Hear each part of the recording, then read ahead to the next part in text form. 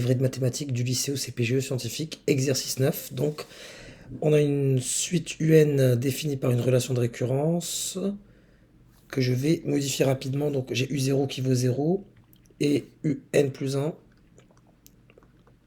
ça va me simplifier la tâche, est égal à N moins UN. Exprimer UN en fonction de N. Je vais voir ce qui se passe en calculant les premiers termes et je vais essayer de voir si je peux conjecturer une formule. Donc U0, ça vaut 0. U1, c'est tout simplement 0 moins U0, soit 0 moins 0, c'est-à-dire 0. U2, c'est 1 moins U1, soit 1 moins 0, qui me donne 1. U3, c'est 2 moins U2. U2, je l'ai calculé au-dessus, donc ça fait 2 moins 1, qui me donne 1. U4, j'itère le procédé, donc 3 moins U3, soit 3 moins le 1 du dessus, c'est-à-dire 2. U5, normalement ça devrait donner 2, donc là j'ai 0 suivi d'un 0, 1 suivi d'un 1. Et U5, ça me donne 4 moins U4, soit 4 moins 2, qui me donne 2.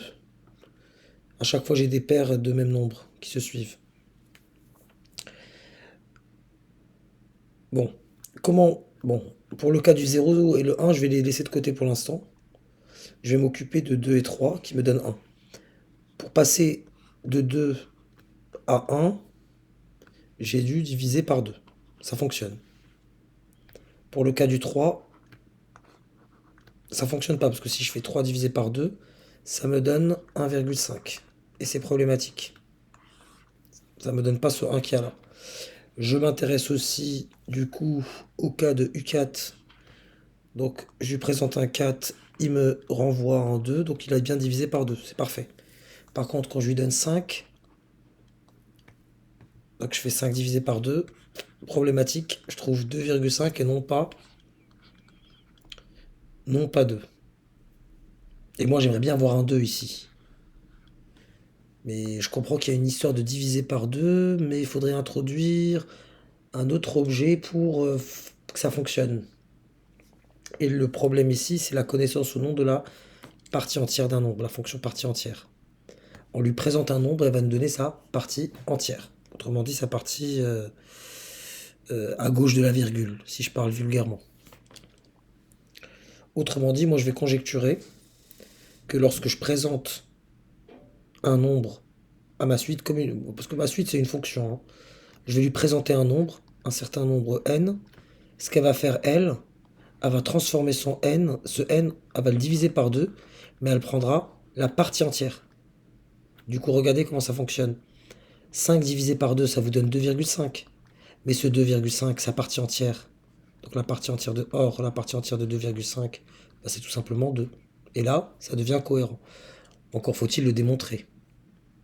On va essayer de le faire avec un raisonnement par récurrence.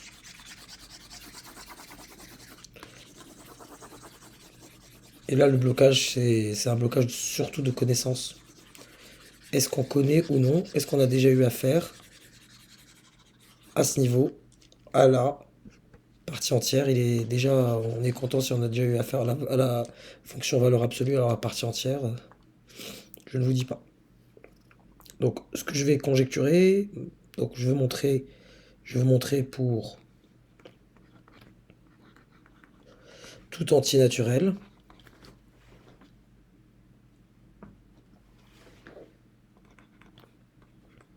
cette proposition. Je parle de bien de cette suite UN. C'est que UN, c'est tout simplement, on va prendre ce n là, elle va le diviser par 2 et elle va prendre la partie entière. Voilà. Je commence par l'amorce. Je vais démarrer le processus.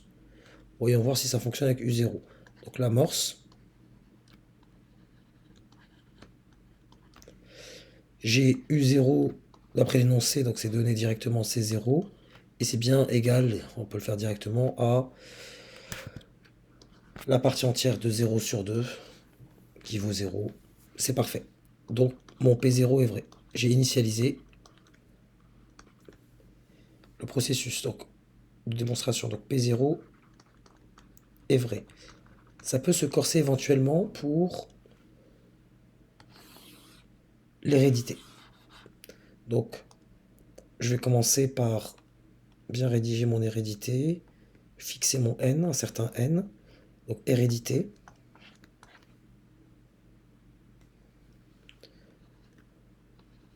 soit n appartenant à n fixé, encore ce pléonasme, le n qui est déjà fixé là, mais que je le refixe avec un mot, tel que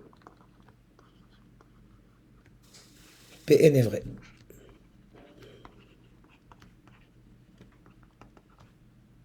C'est-à-dire, pour ce n fixé, c'est-à-dire que j'ai bien un, pour ce n fixé, égale à la partie entière de n.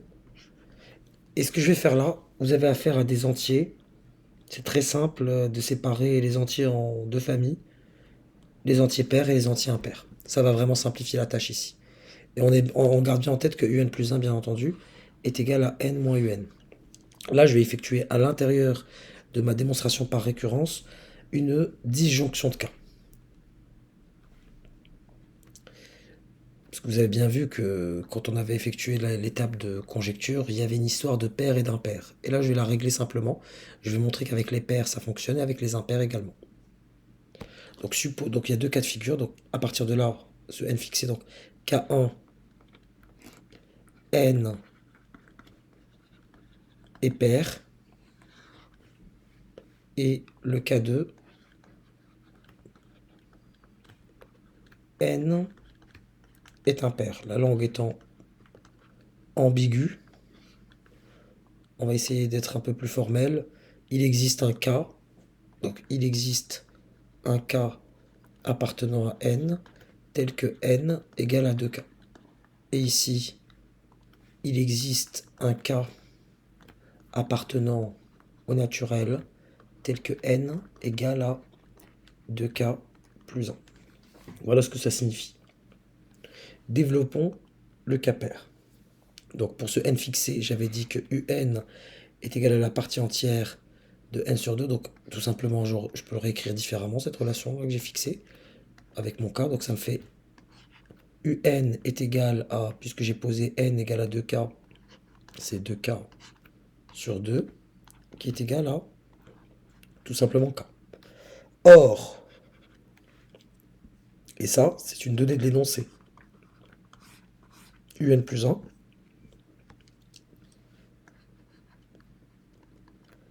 est égal à n moins un. C'est-à-dire, n, c'est 2k, moins un, qui vaut k. Soit un plus 1 est égal à k. Mon objectif ici, juste pour qu'on l'ait en tête quand même, je vais l'écrire en orange pour que vous puissiez comprendre. L'objectif, c'est de montrer qu'en supposant pour ce n fixé que un est égal à la moitié de la partie entière, plutôt à la moitié de n, la partie entière de la moitié de n, pardon, cela implique que un plus 1 est égal à la partie entière de la moitié de n plus 1. Faut bien avoir ça en tête. Or, justement, pour aboutir à ce résultat, moi je pars de ça. Et j'aboutis à un plus 1 du coup, qui est égal à k. Or, si n égale à 2k,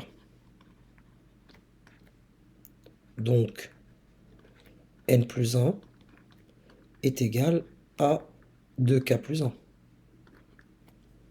Et donc,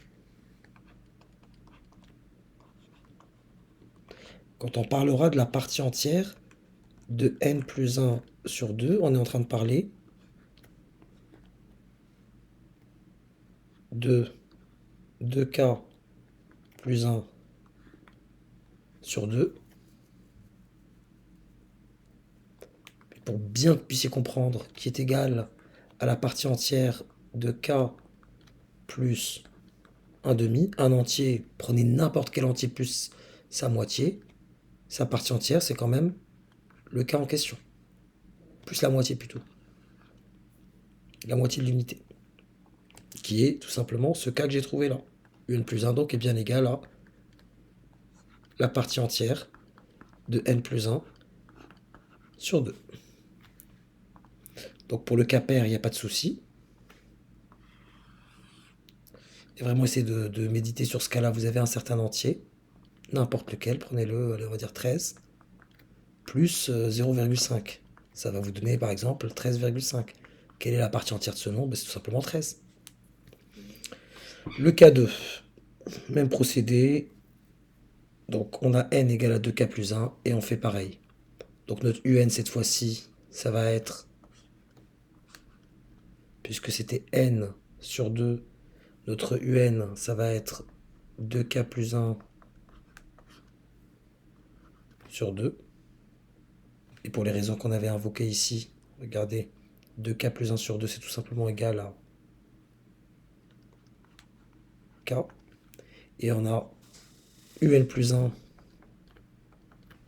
est égal à n moins un. Donc je le réécris, donc n moins un qui me donne n 2k plus 1 ici. 2k plus 1 moins k qui est égal à k plus 1. Or, et là, je vais développer le même raisonnement que ce que j'ai fait en orange ici, mais pour le cas des...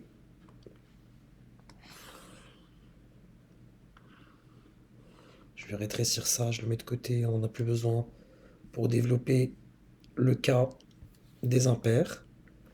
Or, encore une fois, en ligne de mire, l'objectif que voici. Or, n plus 1, c'est tout simplement, vous prenez ce 2k plus 1, vous lui rajoutez 1. Donc vous aurez tout simplement, quand vous parlerez de partie entière de n plus 1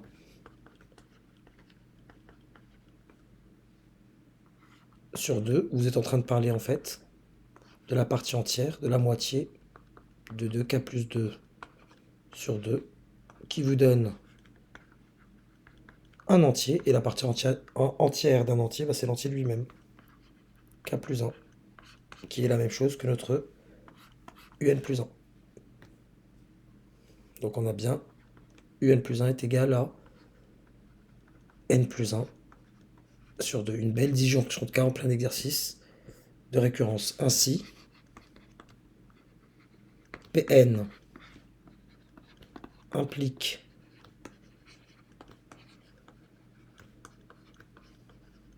Pn plus 1 et conclusion.